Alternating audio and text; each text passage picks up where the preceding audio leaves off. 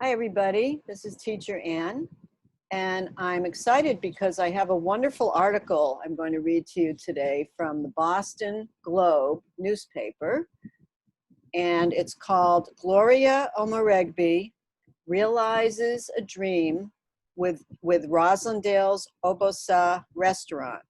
It was written by Devra First and published in the Boston Globe on July 8th, 2020.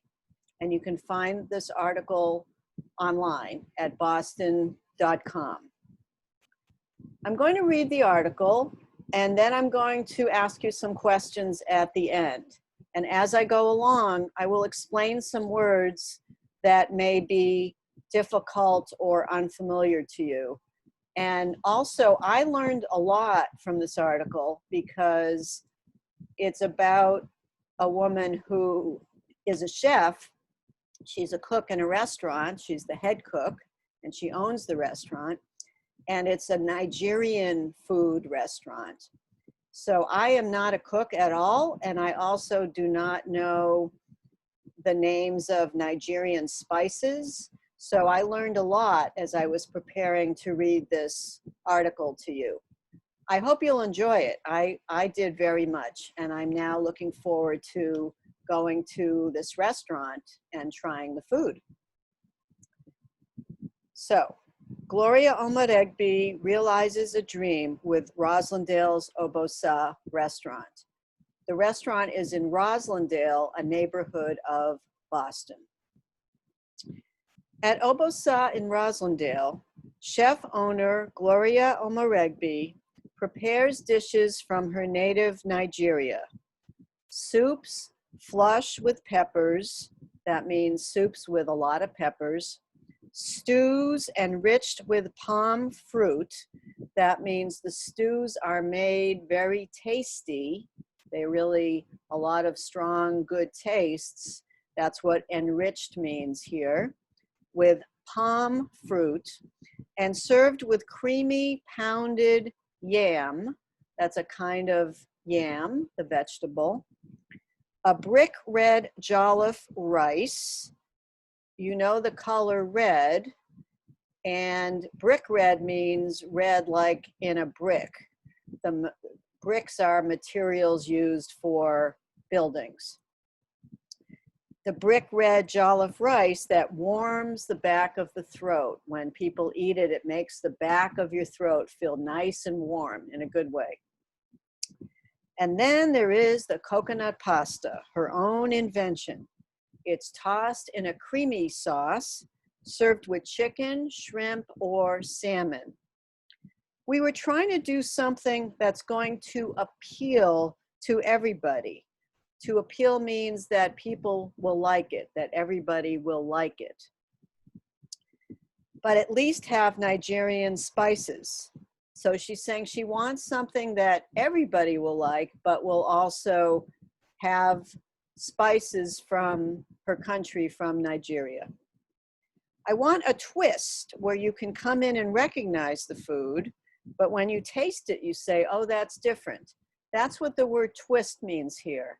It means you're thinking in one direction, and then something makes you think the other way. It's not good or bad. It depends on the situation or the example. Those spices are the heart of her cooking, the spark that brings it to life.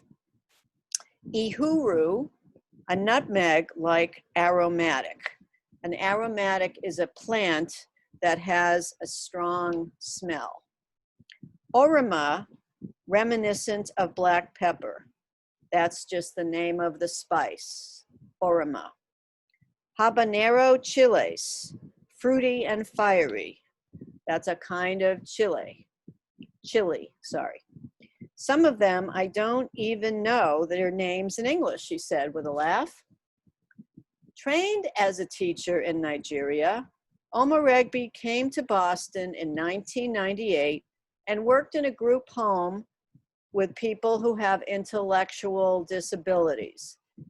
When people have intellectual disabilities, it means they have challenges with their thinking, with their making decisions, all things to do with their thinking. with their minds. All the while, she cooked as a side gig, G-I-G. The word gig means a job. I have a deep love for cooking and eating, of course, she says. When I watch people eat my food, that's all the satisfaction I need. So she's saying she loves it when people eat and enjoy her food. For years, she dreamed of opening her own restaurant, putting money away every week toward that goal. A friend told her that a space in Roslindale was available. When she saw it, she said she fell in love.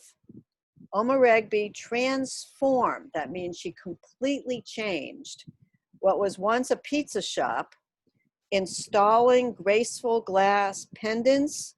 That means she put in pendants, things that you can put on the wall or hang from the ceiling that look nice, kind of artsy.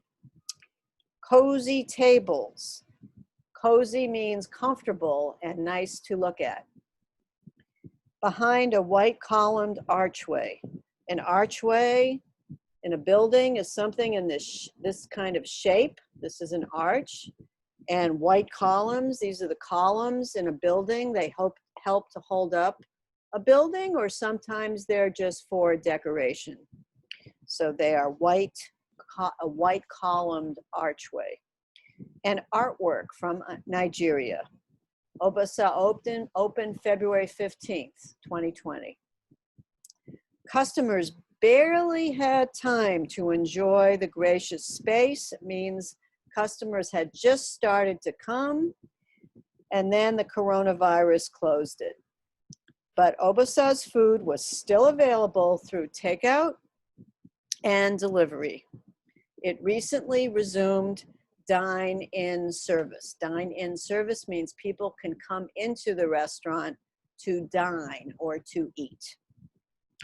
Thank God we've been able to remain open, Omoregbee says. It's very disappointing financially. We had just opened.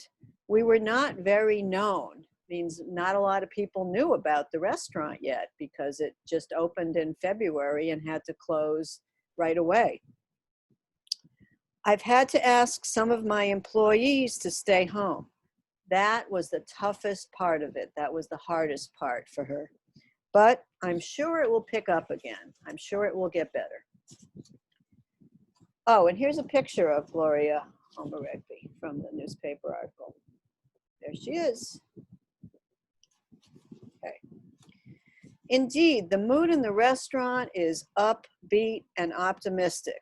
So now this is in the voice of Devra First, the writer. Whenever I say I, it's not me, Teacher Ann, it's Devra First, the writer. The mood in the restaurant is upbeat, optimistic, it's positive. The bare bones staff, that means there are just a few people working there. Not a lot of people on the staff are working. Now behind plexiglass barriers at the front counter. Plexiglass is what we're all seeing now in stores and restaurants. It's a barrier that is clear, so I can see you, you can see me, but if I sneeze, achoo, it doesn't come through, and I'm sure also the workers are wearing masks. It's just to keep everybody safe. The bare-bones staff, now behind plexiglass barriers at the front counter, still exude warmth and welcome. The staff are very welcoming and warm in the way that they greet people. And Omoregbee can still get those all-important spices, ordering them through a New York wholesaler. A wholesaler is a company that sells to restaurants and stores, not to people like you and me, but to businesses. The chef owner, Omoregbee, is from Obiaruku in Delta State in Nigeria, closer to the river than the coast. The cooking there is a little less oriented towards seafood. That means they don't have quite as much seafood as in, say, Lagos, a city in Nigeria, although fish, sometimes fresh, sometimes smoked, still plays a role. Means Fish is still very important in this area. Perhaps the regions, a region is another word for area or a part of a country. The most famous dish is banga stew, made from palm fruit. Palm is a kind of a plant, kind of a tree, a palm tree, and fish or meat. Omoregbee prepares it with catfish, a kind of fish. It's not a cat, it's a kind of fish, okay? I might have missed it if I hadn't paused in the middle of ordering something else altogether. Again, this is the writer speaking when she says, I might have missed something if I hadn't stopped in the middle of ordering. She was on the phone placing her order. And she asked the person on the phone what her favorite was the staff person's favorite food at the restaurant. I love the banga stew, she said. It tastes like home. That's what the person at the restaurant said, that banga stew tastes like home. Home is delicious. The palm fruit turns the stew a dark red, and it tastes dark red. The deep flavor is a little like paprika, a little like cinnamon, and then not at all. I unwrap the soft ball of white pounded yam and dip some in the stew. The perfect, creamy, neutral foil for the spices. So she's saying that the soft ball, it's like a ball of white pounded yam. It's a kind of yam, a kind of vegetable. And she dips it in the stew. It's a perfect foil. It means it goes nicely together. It's both opposite and mixes together. That's what the word foil means here. Fish pepper soup features tender, pink-tinged fish in a thin, clear broth that is smoky and spicy. Pink-tinged fish means that the fish was cooked in a bit, so until it's pink, and it's in a thin, the opposite of fat, clear broth. Broth is a clear soup. Well, broth is a kind of soup, and this broth is a clear soup. It's smoky and spicy. Those are the flavors and the smells. The aroma sings on the tongue. It means that spice, aroma, it makes her tongue feel like it's singing. La, yes, that's the word she used. It's a positive thing. Filling the mouth with mild heat. Obosa also offers versions of this soup with goat, chicken, or vegetables. Jollof rice, the grains unctuous, that means smooth and greasy, arrives at its sunset hue. That means the color of sunset. H-U-E, hue is another word for color. It gets that color from the tomatoes and the peppers. The order includes 2 chicken legs, fried, crisp, and 2 side dishes. A bright green spinach, stir-fried, stirred in a pan and fried sweet plantains are good choices. But it's also hard to resist Obosa's moi moi, a steamed bean pudding with the texture of a dense tamal. It means this dessert, moi moi, which is a kind of a pudding from beans, is very thick. The word dense means thick. Choosing among okra stew and white rice with tomato stew, okra is another word for okra, the vegetable. Nikobi, which is cow's foot simmered in pepper sauce, that is a big dish in Nigeria, from what I read. And ugba, a salad of oil bean seeds with stockfish. So Devra is saying, looking at all these choices, she says it's easy to not see that there's also the choice of small chops, which are finger foods, foods you can easily pick up from a plate, like meat pies, fish rolls, and samosas. I know what a samosa is from Indian restaurants, but I see it also is something in a Nigerian restaurant. Don't skip them because they're excellent. My favorite might be the unassuming puff puff. 3 deep-fried dough balls, again, balls made out of dough, D-O-U-G-H, piping hot, that means very, very hot, and lightly greasy, with a springy texture, springy like a ball that you can bounce, springy, and gentle sweetness. They would be great with coffee, but there's no chance any will be left over the next morning. So the writer is saying, this is so good, I will not have leftovers to have with my morning coffee. When I pick up my order, a first-time visitor strolls in, walks in a relaxed way, searching for dinner. I watch him scan the menu. To scan means to look quickly, right to left or up and down. I'll have the coconut pasta, he says, and then pauses for a minute, and the jollof rice with beef. Omoregbee's strategy seems to be working. So strategy means her plan, what she was thinking about when she decided to have all these different kinds of foods. All of the food at the restaurant is made from scratch. When you make something from scratch from the beginning, everything is fresh. No canned foods, no frozen foods, everything is fresh. You can taste it, the layers of spicing, the care that's taken. Obosa, Omoregbee tells me, means the hand of God. I wanted a name that has a meaning that means so much to me, she said. So I hope you like the story. I really like the story a lot. And I'm going to ask you just a few questions to think about. I want you to think about this story as a story about a woman with goals. What is her goal?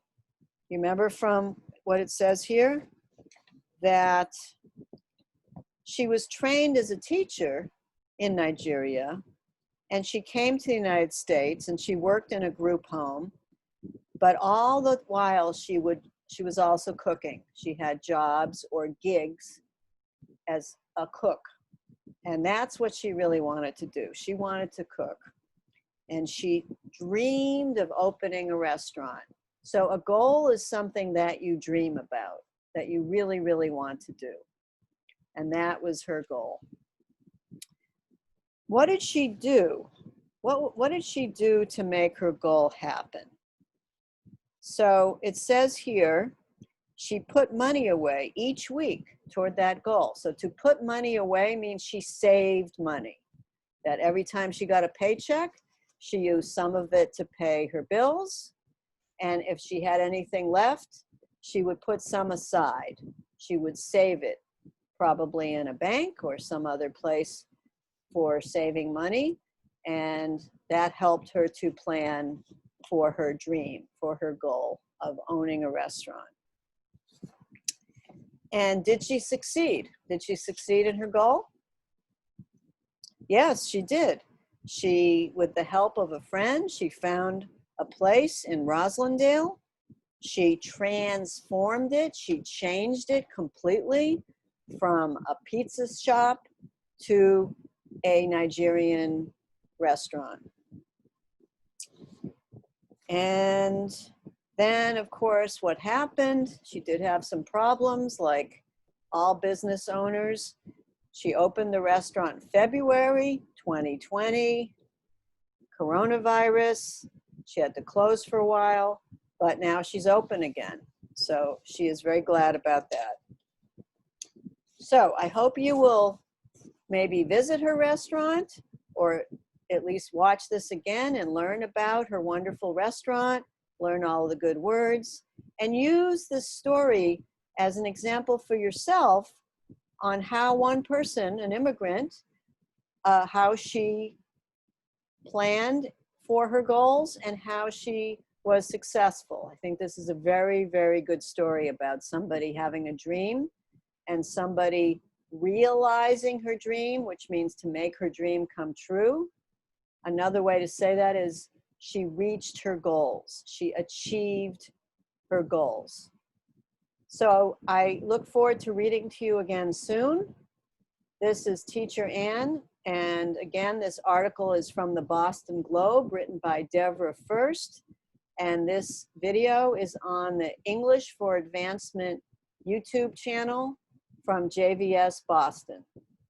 I am an instructor with JVS Boston. I love teaching my students, and I hope everybody will enjoy this video. Keep learning English, everybody. That's the best tool that you have for achieving your goals. See you soon. Bye-bye.